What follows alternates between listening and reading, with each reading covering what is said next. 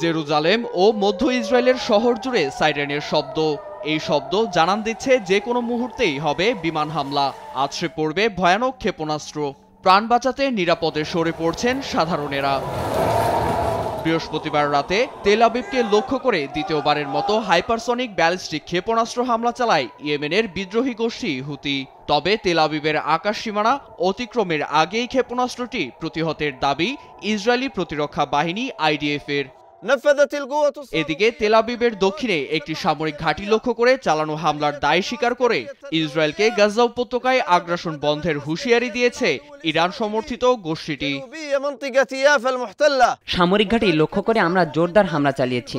আমরা প্যালেস্টাইন 2 নামের হাইপারসনিক ক্ষেপণাস্ত্রটি ব্যবহার করে নিজেদের লক্ষ্য অর্জন করতে পেরেছি। মার্কিন আগ্রাসন চলতে থাকলেও আমরা নিজেদের মিশনে অটল থাকব। এছাড়া যতদিন না দখলদার ইসরায়েল এই বর্বরতা বন্ধ করছে ততদিন আমরাও আগ্রাসন চালাবো।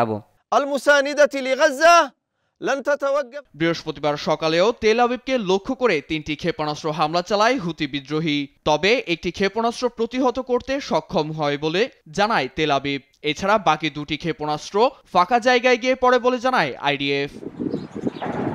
এদিকে মুহুর্মুহু ক্ষেপণাস্ত্র হামলা চালায় সশস্ত্র গোষ্ঠী হামাসও। হামলার বিষয়টি নিশ্চিত করেছে হামাসের সামরিক শাখা আল কাসাম ব্রিগেডস। জানায় স্থল অভিযান ও উপত্যকায় গণহত্যার জবাবেই M90 রকেটটি ছোড়া হয়েছে।